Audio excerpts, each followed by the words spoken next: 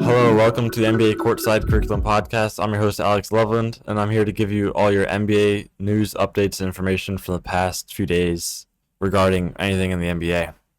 So, starting us off, last night, the Pelicans narrowly lost to the Spurs, 135-132. This was a high-scoring affair, with the Spurs being led by Dylan Harper with 22 points, and Harvey Barnes with a quiet 24.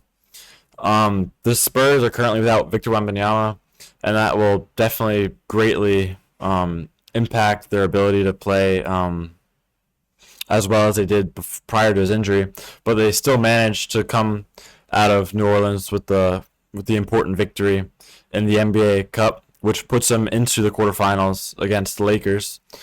And speaking of the Lakers 2 nights ago defeated the Philadelphia 76ers with VJ Edgecombe, Tyrese Maxey, Joel Embiid. That game was headlined by Luka Doncic with a 30-point triple-double, helped by LeBron James with in about the 20-point range. And that's just one of the 4 quarterfinal matchups in the NBA Cup this season. The other 3 being the Oklahoma City Thunder versus the Houston Suns, which should be a really interesting match. OKC coming off a championship, and the Suns, led by Devin Booker, is definitely going to be one to watch out for. And over in the East, we have the Orlando Magic versus the Miami Heat. Interesting Florida matchup between the Magic with Franz Wagner and the Heat with Bam Adebayo and Tyler Hero. And moving up north in the East, we have the Toronto Raptors against the New York Knicks. The New York Knicks, obviously led by Jalen Brunson and Karl Anthony Towns, against Brandon Ingram and his Toronto Raptors. This will definitely be a matchup to take note of. Moving back into the results from last night, the Phoenix Suns defeated the Minnesota Timberwolves. Not Karl Anthony Towns. Anthony Edwards had 40 points, 9 rebounds, 2 assists in their narrow 3-point loss at home. The Suns were led by Mark Williams with 22 points. Mark Williams has definitely had a solid season up to this point. He's averaging 13 points and 8 rebounds. It's definitely not what was expected of him, last season he was linked with the Lakers from the Hornets, but ended up being traded to the Phoenix Suns, where he's done pretty well for himself. The other game last night, only 3 games last night, was the Pacers against the Kings. The Pacers defeated the Kings by 11 points, 116-105. The Pacers were led by Andrew Nembhard, who had an efficient 28 points, only 33 minutes, and Pascal Siakam with 23 points, 5 rebounds, and 4 assists. The Pacers are looking to get in form as they've lost back-to-back games to the Nuggets and the Cavs, both 135-120 and 135-119 each respectively. A big question for the Pacers is going to be, when is Tyrese Halliburton going to be able to come back healthy from his Achilles tear he suffered last year in the NBA Finals. He crucially led them to that Finals and had multiple incredibly clutch shots in series leading up to the Finals, and was a huge factor on what led the Pacers to such an unexpected run last season. Tonight, there are only 2 games, the Heat versus the Magic and the Knicks versus the Raptors. Those are both the NBA Cup matches that I mentioned earlier. The Heat are favored by 1 point against the Magic, although it's really a coin flip. It could go either way.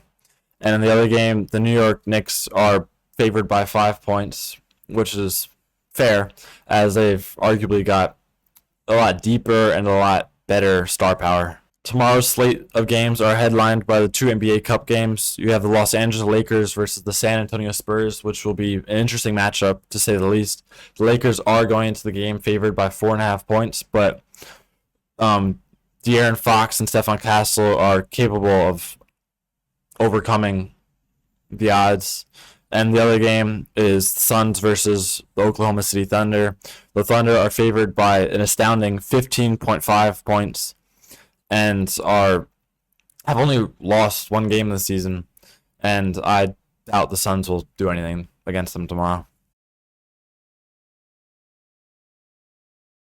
My prediction for the NBA champion this season is the Oklahoma City Thunder. They're the only team that's really been able to consistently deliver wins every night after night. And Shea Gilgeous-Alexander is not stopping anytime soon. And being helped by Chet and Jalen Williams, I don't see him slowing down anytime soon. The only other teams I could see competing are the Los Angeles Lakers. If Luka is healthy and if LeBron does what LeBron does, I could see them potentially disrupting the city, Oklahoma City. And the only real threat out of the East at the moment is the Pistons. But I could see the Pistons not doing as well in the playoffs as they are during the regular season, as they don't have much playoff experience. They're a really young team.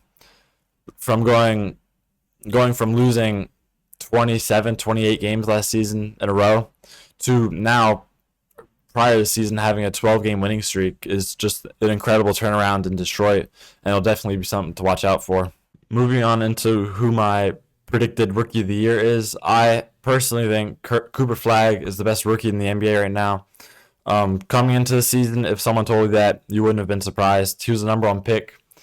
Coming from Duke, everyone expected this, and he's broken multiple rookie records, being the youngest player to ever score 35 points in an NBA game, breaking LeBron's record, and there's no stop in sight.